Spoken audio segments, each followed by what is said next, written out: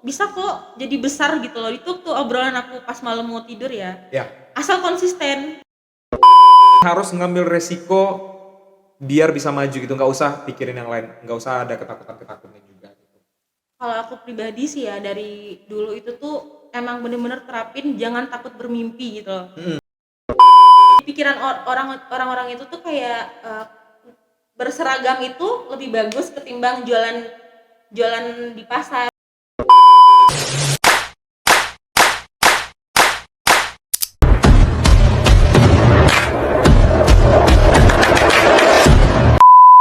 Assalamualaikum warahmatullahi wabarakatuh. Selamat datang kembali. Welcome back to Let's Speak. Buka suara berbagi cerita. Ini udah lama banget sih pemirsa yang ada di rumah yang lagi nonton podcast Let's Speak hari ini. Udah sekitar berapa ya? 1 bulan mungkin ya nggak berjumpa dengan pemirsa yang ada di sana gitu, yang ada di rumah juga. Pasti udah kangen banget dengan suasana di studio Let's Speak hari ini. Karena kita juga punya seorang narasumber yang merupakan anak-anak muda juga, anak muda yang inspiratif yang punya sejuta gebrakan dan prestasi. Langsung aja kita sapa dan kita perkenalkan dan selamat datang untuk Anika di Let's Speak. Halo, selamat datang Anika. Terima kasih Bang Hisla udah ngundang aku. Semuanya selamat malam. Oke, ini gimana nih Anika kabarnya hari ini? Kita panggilnya Ika aja kali ya. Ya. Oke, gimana kabarnya Kak? Alhamdulillah baik, sehat. Oke, nah sebelum kita ngobrol banyak ya pemirsa yang ada di rumah, people yang ada di rumah dan yang ada di manapun, pasti harus ada perkenalan dulu nih. Boleh nggak sih? Anika Boleh. itu sebenarnya siapa sih gitu? Boleh dikenalin nggak secara singkat aja atau mungkin mau bercerita tentang perjalanan juga boleh. Silakan. Boleh. Semuanya, kenalin nama aku Anika. Aku lulusan D3 Rekam Medis dan anak kedua juga. Sekarang ini aku lagi menjalankan sebuah bisnis. Bisnis ya, seorang Ya, pebisnis juga ternyata gitu ya. Oke, ada lagi yang mau disampaikan untuk perkenalan di awal atau nanti kita berjalan sesuai dengan obrolan aja nanti ya? boleh. Oke. Nah, Anika ini ternyata seorang yang memang punya banyak keahlian ya, bisa kita bilang banyak keahlian gitu.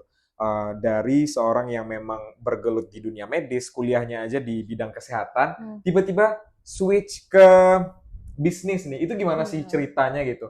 Kenapa memilih untuk bisa beralih dari seorang yang bergerak di bidang kesehatan langsung jadi pebisnis nih, nggak tanggung-tanggung nih udah besar banget bisnisnya gitu. Alhamdulillah.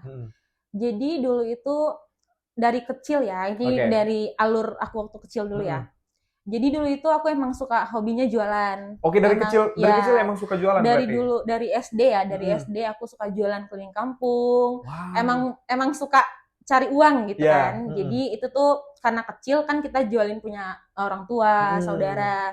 Terus sampai ke SMP pun aku masih jualan juga, masih lanjut jualan keliling kampung. Sampai di titik pas mau SMA pun kan bingung juga kan karena suka dapet duit nih. Iya. Jadi hobi aku tuh pernah aku jualan ke sekolah, bawa aku bikin sendiri, aku jual juga gitu loh, kayak makanan. Aku jualan dulu punya orang, terus bikin sendiri waktu SMA. Itu di SMA? Ya, Oke. pas kuliah pun aku untuk bertahan survive hidup aku tuh emang harus bertahan dengan cari uang gitu loh. Oke. Jadi kenapa aku sampai pas kuliah pun aku suka cari uang, pokoknya semuanya aku jualin gitu loh, mau Oke. barang-barang apapun. Aku emang hobi jualan dari dulu. Jadi meskipun aku berkecimpung di masuk di kuliah kesehatan, aku tuh itu lebih ke buat apa ya? Untuk pendidikan aja gitu loh. Oke, berarti Iya. untuk bekal berarti ya. Bekal aku aja karena emang aku juga suka di bidang itu dan aku jalanin. Kalau untuk di bisnis ini lebih ke apa ya? Untuk aku bertahan hidup rasanya. Bertahan hidup dan mungkin Iya. kita bisa bilang ini ya, merancang masa depannya gitu ya. Gitu. Oke. Karena gimana ya? Aku tuh emang dari kecil emang suka jalan gitu. Oke, ini menarik banget karena nggak semua ya. Banyak mungkin di luar sana teman-teman kita ya yang di sekolahnya ataupun dari kecil itu udah menikmati berbagai fasilitas, tapi mereka lupa kalau usaha sendiri itu juga lebih oke gitu. Termasuk jualan tadi. Ini untuk jualannya nih, waktu SD sampai SMA itu berarti jualannya jualan apa, makanan kah atau Aku waktu SD pakaian itu tuh mungkin? jualan makanan. Oke. jualan makanan itu tuh aku kan ada orang tua, mama, terus ada tetangga aku juga aku jualin. Jadi kayak misalkan kan aku habis barangnya aku dapat gaji, misalkan 10.000, 20.000 tuh udah seneng banget gitu loh. Itu yang bikin Anika mungkin semangat ya, semangat untuk bisa berangkat ke sekolah. Itu ada apa ya? Kalau misalnya kita bilang ada pendapatan sendiri itu akan Iya. lebih ini ya, lebih Gimana ya? wah Rasanya gitu ya. tuh nikmat banget gitu loh, Oke. dapat duit sendiri, hasil keringat sendiri gitu. Itu waktu di awal ya. Biasanya kan anak-anak sekarang itu banyak yang gengsi juga atau malu Oh, nih ya. dengan profesinya. Anika waktu dari SD sampai SMA itu ngerasain hal-hal seperti itu nggak sih? Mungkin dari teman-teman yang lain ngelihatnya juga kayak ngapain sih ke sekolah bawa-bawa jualan gitu. Kalau Iya. aku pribadi nggak malu sih, karena gimana ya, kita kerja halal, terus juga itu kita dapat gaji loh, kok malu gitu. Iya. Kita dapat duit kok malu gitu kan. Meskipun kebanyakan ada juga beberapa orang yang malu karena jualan. Menurut aku kayak dari kecil aku jualan itu tuh lebih ke aku nggak mau sia-siain hidup, setidaknya aku jalanin sekolah aku dapat gaji juga gitu. Oke. Nah, tiba-tiba kepikiran kan ini kita bisa denger ya cerita dari Anika ini dari kecil itu udah hobi banget untuk jualan, terus juga hobi berbisnis lah gitu. Tiba-tiba kenapa di ujung masa SMA-nya, terus masuk ke kuliah itu lebih memilih untuk switch ke kesehatan itu? Ada nggak sih memang motivasi terbesar atau dorongannya juga untuk ya udah deh ngambil kesehatan dulu aja gitu? Itu lebih ke keluarga sih Bang, Oke. karena keluarga tuh kebanyakan di bidang kesehatan ya. Kayak maunya tuh aku sebenarnya bukan ngikut karena orang tua enggak, tapi karena aku emang mau jalanin juga karena aku suka. Karena kebetulan di keluarga aku juga pada di bidang kesehatan semua kayak Itu gitu. jurusannya waktu itu apa? Aku rekam medis. Rekam medis ya. Itu memang bergelut di bidang kesehatannya aja atau emang ada bisnisnya juga di rekam medis? Atau emang pure kesehatan aja Emang gitu? pure kesehatan, cuman di saat kuliah itu tuh aku emang karena sambilin jualan, aku apa namanya tuh sejalan gitu loh. Sejalan Aku aja gitu ya. nggak belajar, aku nggak ambil jurusan bidang bisnis, tapi aku belajar mandiri juga. Kayak gimana sih dulu aku cuman dapat gaji dari orang. Aku berpikir tuh kayak gimana sih aku yang gaji orang gitu loh. Ngerti nggak? Wow.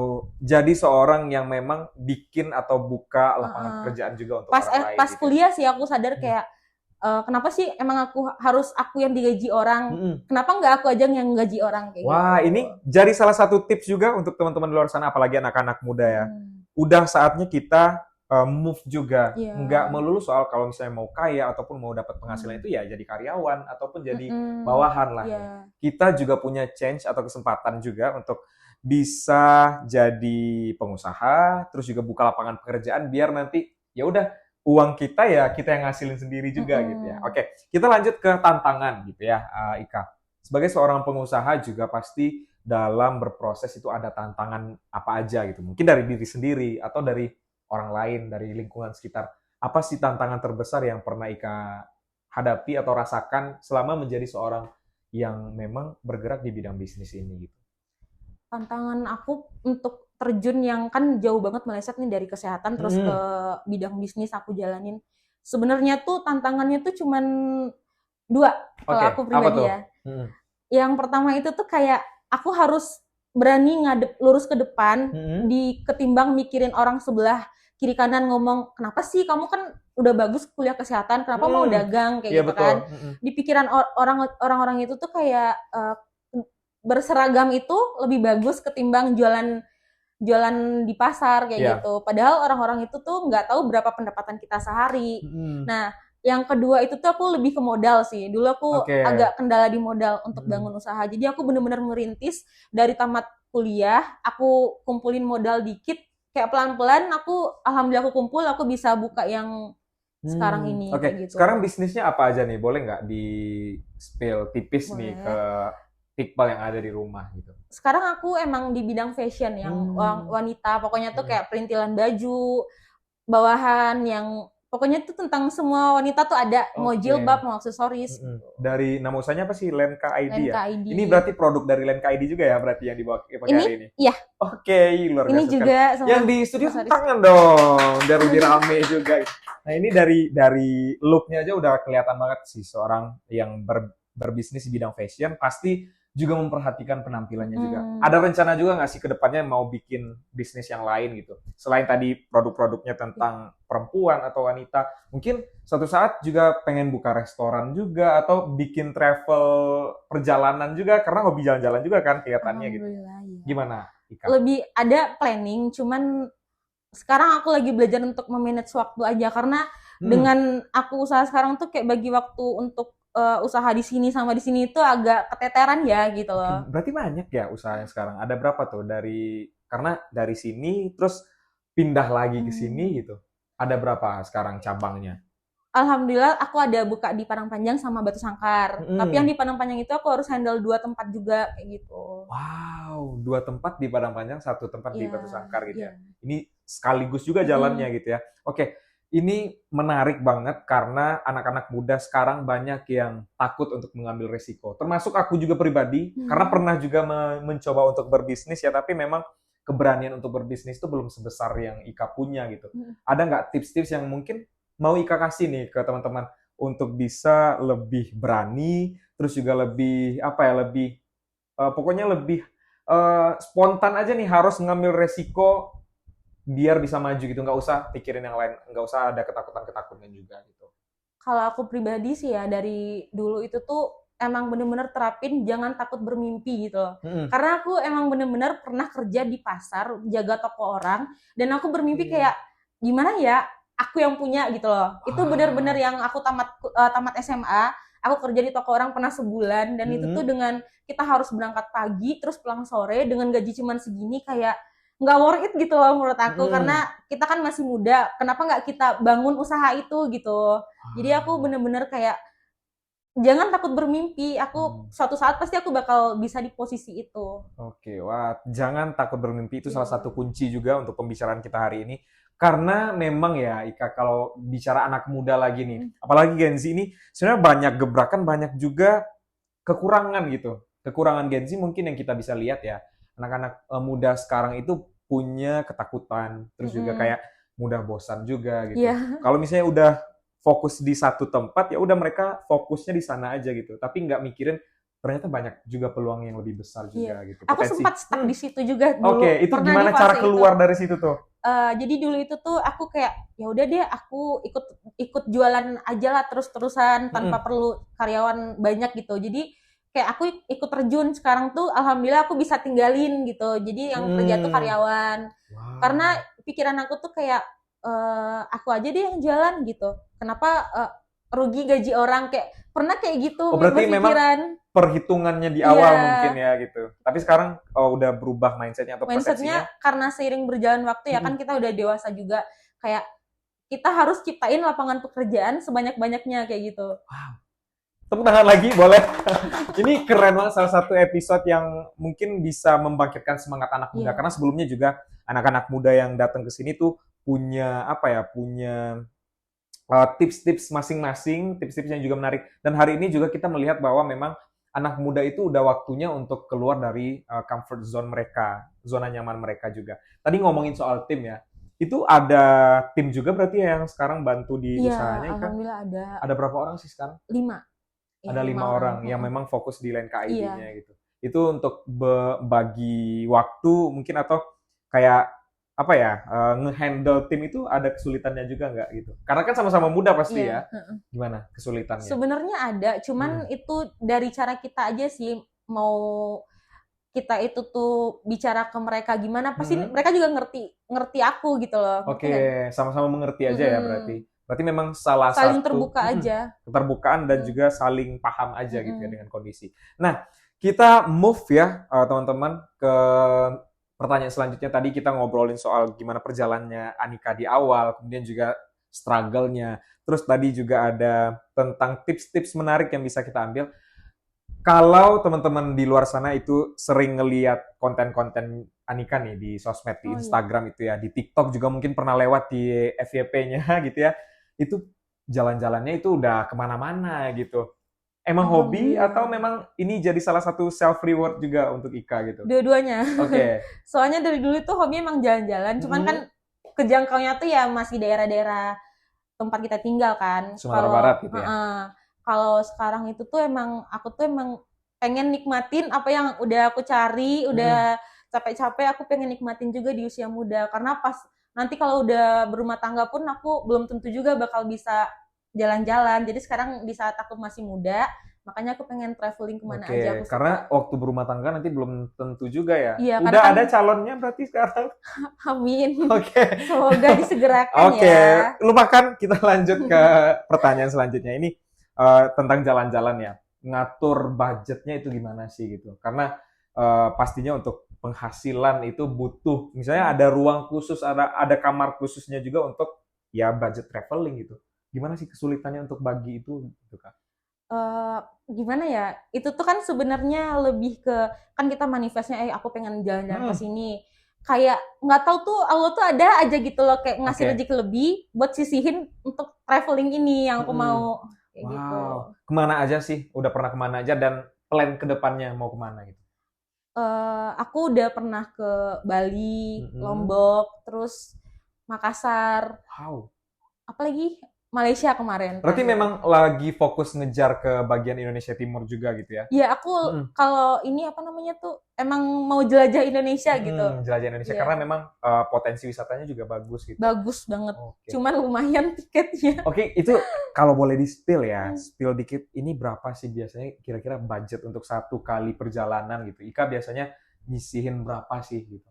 Ya paling minimal gitu, Oh, minimal untuk jalan-jalan misalnya ke Lombok tadi, ke mm-mm. Makassar. Biasanya udah, oke ini safe banget nih, budget segini untuk bisa jalan-jalan gitu. Untuk aku sendiri tuh paling karena kita pebisnis ya, gimana Mm-mm. untuk meminimalisir budgetnya nggak terlalu Iya, banyak keluar betul. gitu ya. Mm-mm. Jadi aku paling sepuluhan gitu lah, karena 10 udah jutaan. include penginapan, Mm-mm. tiket, Itu udah semuanya, makan juga. udah, Oke. Nah, mau jalan-jalan, ini salah satu tips yang dikasih gitu, 10 ya? udah cukup kok 10 juta 10 ya. cukup. Udah ada duitnya, teman-teman? Oke, 10 juta itu udah bisa berjalan-jalan, Mm-mm. traveling, dan itu udah include penginapan, makan juga gitu ya. Iya, udah. Oke, nah ke depannya ada rencana nggak sih mau ke sana nih, tempat atau wishlist yang memang dari dulu udah diidam-idamkan banget, mau ke situ mau ke situ deh gitu di tahun 2026, 2027 dan selanjutnya gitu. Ada Kemana? Mau kemana Ika? tapi maunya nggak sendiri, maunya sama pasangan Oke, gitu. sama pasangan mau kemana tuh? Aku mau umroh Oh, pengen gitu amin ya loh. Allah. Amin, doain ya. Oke, semoga di beberapa waktu ke depan, mungkin tahun depan ya, Amin ya atau 2 tahun Allah. lagi, itu bisa umroh langsung dengan pasangannya. Ya. Aminkan bersama teman-teman. Oke, nah kita lanjut ke sesi selanjutnya. Ini dari tim Lapi Media juga pasti sudah penasaran juga gitu tentang orang-orang yang berjasa di hidup Ika Hmm. gitu. Boleh nggak sih diceritakan siapa sih yang memang sudah punya apa support sistemnya Ika juga, terus kayak siapa sih yang berjasa di balik ya menjadi Anika seperti saat sekarang ini gitu. Yang pertama pasti orang tua ya. Ya. Karena gimana, aku ngeliat banget mama aku kayak kerja jualan juga, kan mama aku jualan Hmm. kan di pasar. Kayak gimana ya buat mama nih, aku mama nggak capek kerja lagi, tapi dan kenyataan meskipun aku udah kasih mama uang bulanan pun mama tetap hobinya jualan. Karena emang suka gitu Iya, ya. Oke. padahal udah aku larang jangan jualan tapi tetap mau jualan di pasar. Hmm. Yang kedua pasti bapak aku, karena Hmm. almarhum bapak tuh kayak dukung banget aku tuh, kayak dari aku ngerintis jualan jilbab katanya, kamu tuh bisa kok jadi besar gitu loh. Itu tuh obrolan aku pas malam mau tidur ya. Ya. Asal konsisten, Hmm. kayak kalau kamu mau coba pasti kamu bisa gitu. Itu Hmm. emang dari mama sama almarhum bapak. Hmm. Kalau keluarga tuh udah Udah ngikut pasti ya dari keluarga semuanya. gitu. Teman-teman juga kayak gimana ya? Alhamdulillahnya tuh kayak aku nggak dapet temennya tuh yang malahan kayak matahin, enggak. Yang ada tuh dukung, mau Oke, support temen-temen ya. ya, mau temen deket, temen jauh. Bahkan aku juga punya sahabat-sahabat deket aku anak sanggar, itu tuh benar-benar dukung aku banget rasanya gitu loh. Oke, selain teman-teman dari keluarga, siapa lagi nih support sistemnya sekarang yang memang punya apa ya porsi tersendiri lah untuk ya Anika sekarang gitu. Kalau aku sampai bertahan sejauh ini emang bener-bener diri aku sendiri sih. Oke, itu Nggak ada nggak bisa dari dipatahin aku lagi nggak sih. pernah apa ya, karena pernah patah hati dulu ya, sampai aku Patah hati guys. sampai aku fokus banget di jualan itu ya karena patah hati itu. Kayak aku nggak ada mikirin buat pacaran dulu, mikirin ini dulu, kayak bener-bener ya udah sih fokus aja sama diri kamu, upgrade diri, tingkatin value kamu, udah. Sampai sekarang aku alhamdulillah bersyukur. Nah, ini nih untuk teman-teman di rumah, people, apalagi anak-anak muda ya. Kalau patah hati itu ya udah patah hati sehari 2 hari aja gitu. Kemudian lanjut ya buktiin kalau kita tuh punya value juga, punya kelebihan gitu ya. Ada yang patah hati di sini pasti ada dong. Pasti. Ini lagi patah hati semua nih tim-tim yang ada di sini, tapi mereka ya kayak ini semangat dari Anika. Buktikan kalau kita itu bisa lebih, kita punya nilai, kita punya value. Karena kalau udah ada pembuktian ya udah orang akan tahu siapa kita sebenarnya. Iya. Oke, masih ada waktu nggak? Atau kita games dulu teman-teman? Oke, kita games dulu nih. Pertanyaannya udah disiapin sama teman-teman. Kita rapid question aja, jawab cepat. Oke, yang pertama untuk jalan-jalan, milih Indo atau luar Indo? Indo sih, Indo. Oke, Indo. Yang kedua, untuk minuman, kalau misalnya lagi hangout sama teman-teman atau sama timnya juga yang ada di Lenka ID, pilih ngopi atau ya udah minuman non coffee? Coffee. Oh, suka kopi, Ya. suka begadang ya berarti? Pasti. Nah, selanjutnya morning person, orang yang suka bangun di pagi hari atau ya udah begadang, late night? Aku dua-duanya. Dua-duanya. Udah begadang bangun pagi gitu. Oke, ciri-ciri orang sukses ya. Orang sukses ya Alhamdulillah. tidurnya lama, terus tapi bangunnya harus paling Harus pagi. pagi. Oke, selanjutnya batu sangkar atau padang panjang? Ini berat banget. Kenapa? Karena sumber aku dua-duanya. Oke, bisa dipilih nggak atau ya udah pilih keduanya aja? Yang pilih dua-duanya pokoknya. Oke, Karena emang dua-duanya. bener-bener sumber aku. Karena emang apa ya, ladang cuannya di sana Iya. ya. Oke, apalagi nih? Jualan atau jalan-jalan nih? Ini berat banget ya. Kalau untuk sekarang aku lebih milih jalan-jalan karena yang jalan teman-teman aku. Oke, good. Selanjutnya yang terakhir. Nah ini kayaknya, aduh, mau dijawab nggak sih sebenarnya itu? Mantan atau orang Aduh. baru? Kalau sekarang ya Oke. jawaban aku. Kalau dulu mungkin beda. Ha-ha. Kalau sekarang orang baru dong. Orang baru ya. Udah ada berarti Sih, ya. mantan. Oke. Ini jadi apa ya? Jadi refleksi juga atau jadi Iya. salah satu pembicaraan yang memang semua anak muda merasakan kegalauan, mau stuck di mantan atau ya udah move on ke orang baru Move on gitu. guys. Harus move on ya. Harus. Tadi karena juga patah hati harus move on. Ya, sekarang buktinya gitu. Udah punya banyak banget, ada usaha, kemudian juga udah bisa jalan-jalan kemana-mana juga gitu. Oke, nggak kerasa udah berapa menit untuk kegiatan kita hari ini, untuk sesi Let's Speak kita hari ini. Udah di penghujung juga. Tadi ada beberapa hal yang bisa kita catat dari pembicaraan kita dengan Anika. Itu kita bisa ngelihat bahwa memang untuk menjadi seorang pengusaha itu dibutuhkan keberanian, tekad yang kuat, dan kalau patah hati ya udah langsung move on aja, cari kegiatan-kegiatan yang positif. Karena tadi kalau misalnya kita udah punya modal sendiri atau punya kelebihan sendiri, ya udah kebaikan-kebaikan itu akan ngikut aja gitu. Boleh terakhir Anika pesan-pesan untuk teman-teman yang lagi nonton di rumah, yang lagi nonton, yang lagi di jalan mungkin ya, lagi nonton YouTube juga, boleh nggak dikasih sedikit pesan-pesan untuk bisa menjadi orang yang sukses gitu? Silakan. Dari aku sih ya pribadi, karena aku udah lewatin fase dari nol sampai alhamdulillah sekarang ini, buat anak muda itu tuh jangan malas-malesan gitu loh, jangan kayak ngikutin orang gaya-gaya aja. Ketimbang gaya-gaya mending iringin aja sama kayak mau jualan, jangan takut kayak gitu loh. Jadi kalau mau bangun usaha itu jangan setengah-setengah. Kalau kita udah mulai berarti kita udah tahu resikonya, kayak mau gagal mau enggak. Kalau gagal ulang lagi kayak gitu. Jadi mau kedepannya kita kan udah coba dari nol nih, dari nol sampai, karena kan usaha itu tuh nggak yang langsung jadi. Aku kan dari kecil nih, kayak yang waktu SD jualan sampai ke SMP, SMA, kuliah, dan sekarang ini aku nikmatin alhamdulillah gitu loh. Jadi semangat buat anak muda. Oke, ada lagi mungkin Ika tips move on mungkin yang terakhir gitu. Oke, boleh di-share. Karena banyak yang gagal move on di sini ternyata gitu. Aduh. Kalau aku jujur aku agak lama move on-nya ya guys ya. Tapi aku bener-bener kayak lebih ke ningkatin aja lah value kalian belajar lebih baik lagi, kayak nggak usah inget-inget mantan lagi, udah case close ya, ditutup Ya, aja gitu. tutup. Oke, Ika terima kasih hari ini udah Terima sharing kasih. karena banyak banget sebenarnya pelajaran-pelajaran. Sebenarnya ngobrolnya juga harus lebih lama lagi nih karena Iya. kita anak-anak muda pasti nyambung banget ya untuk ngobrolin soal usaha atau ngobrolin soal apapun gitu.